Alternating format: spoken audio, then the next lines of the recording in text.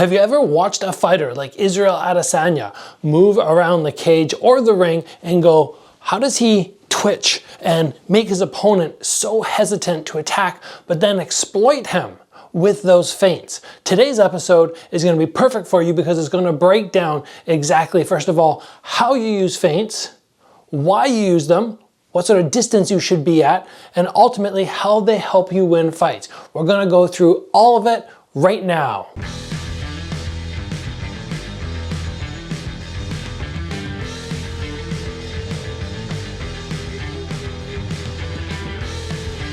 The first thing I want to do for you is break down the terminology and help you understand the difference between a feint and a fake.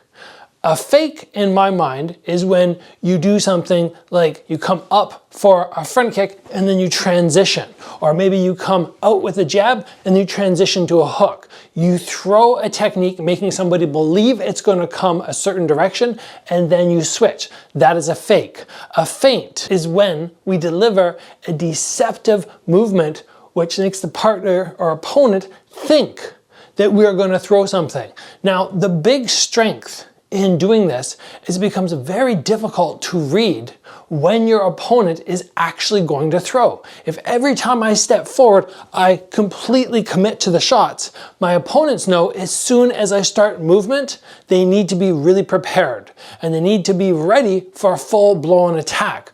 But if you're somebody who can go from full attack to fake, to full attack to fake, the person across from you is going to constantly be going, oh, I don't know if he's actually going to throw something that's going to deliver some power. And in addition to that, you don't have to exert as much energy seeing the reaction of your opponent. And that is great if you're somebody who's smart enough in a combat setting to throw a jab, fake a jab, and look, oh, this is what he would have done had I committed fully to that shot. Oh man, feints are something which are amazing. If you're not already utilizing them, you absolutely should be. And before we get to all the information on this crazy awesome technique that Adesanya uses so well, I want to take a moment and thank the sponsor of this episode. And we are talking about AG1, a dietary supplement that I have been using now for a few months that fills nutrition gaps,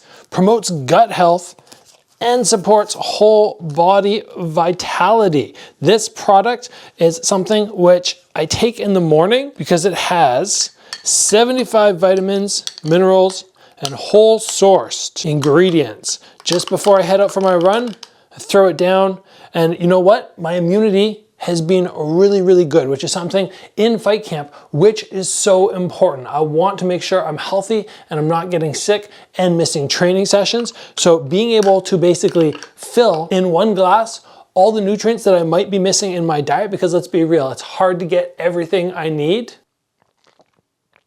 It's just a great way to start the day, especially for somebody like me who wants extra energy but doesn't drink anything with caffeine.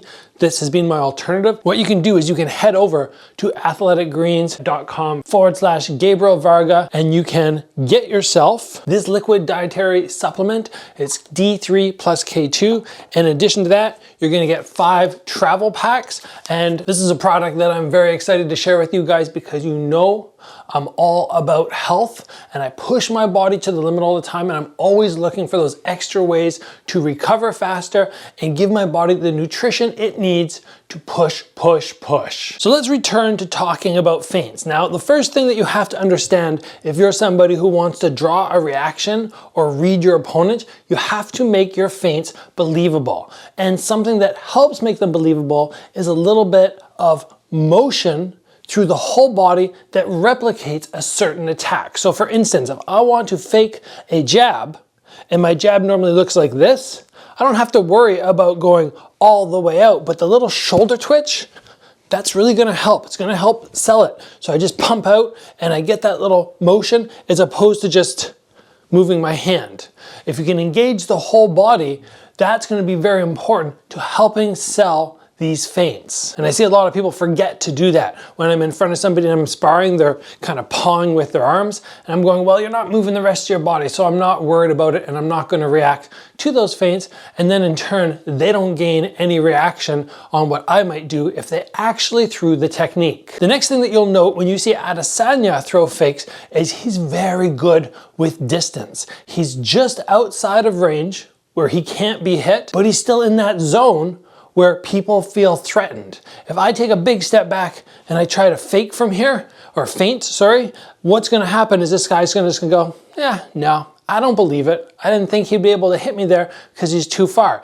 But if we move too close and we start feinting, we have to realize that we can be countered. So finding that ideal range for the length of our body, our arms or our legs, is going to be key. How do you do that? Well, you need to, number one, understand the length of your opponent, and number two, understand where you can hit somebody and where you can't, and where you'll be just outside of range as opposed to ridiculously far away. That's something that Adesanya is so stellar at, and it allows him, when he's doing his feints, to then move backwards or just twitch out of the way, so that when people try to counter when they think his feints were a mistake, well, all of a sudden they're missing with those. And again, it just makes him look so dominant in the fight. So for today, let's talk about 3 feints that we see Izzy do a whole heck of a lot that seem to work very well for him. Number 1, we see him utilize that jab. He's moving around, he's gauging his distance, and he just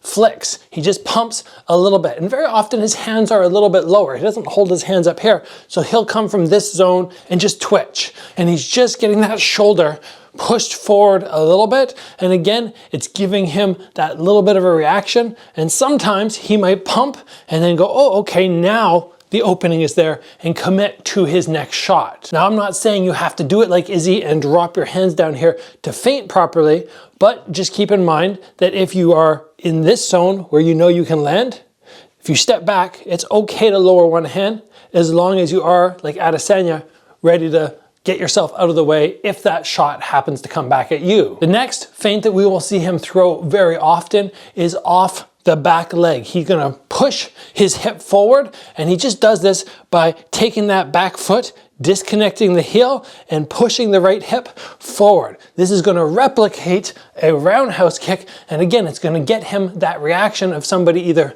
reaching or checking, and he's gonna be able to see what they're gonna do. If they're worried about the low kick, they're gonna end up on one foot, and then he doesn't really have to worry about the return. But either way, it's just that little motion of being here. If he's in this position, just roll over. Basically, if you have a belt on, I only have this little cord here, but you'll see this cord whip to the side because that little turn there is pumping my hip completely forward. And that motion in itself is very, very good because somebody does not know, are they kicking low, middle, or high? They just see hip motion and they start reacting. And this is something that we'll see Adesanya repeatedly do. But then when people start getting a little bit comfortable with it, then he'll actually blast in a low kick and he'll land to the calf or to the thigh, or sometimes up to the head. The one other very common feint that we will see Adesanya do is just lifting either of his legs up to a front kick position. And this again is going to create the space which he wants, because people are going to go, uh-oh, front kick, and they'll take that little step back. If they don't take the step back, then he can go, okay, next time I'm going to commit fully. But just lifting those legs up, just getting those people thinking, oh, front kicks are coming, maintain more range. That's the big reason that feints work so well for Adesanya. As a longer fighter in the division, he is able to create that distance he wants by making people hesitant to move in, because whenever he feints, they go, ooh, shot's coming, and they just get a little bit nervous. And as I mentioned early on in this video, feints are very important with the small gloves, because you don't want to be like a kickboxer or a boxer where you hide behind those big 10-ounce gloves, which are kind of like pillows, and just get in and exchange. With those 4-ounce gloves, there's many more holes for shots to slip in. So being able to utilize those feints and get people thinking, oh, shot's coming, it slows the pace of the fight, but puts the control in your area. I feel like feints are something which are underutilized in gyms, in the sense not many instructors have you drill it. They might teach you how to feint, but they won't actively drill it.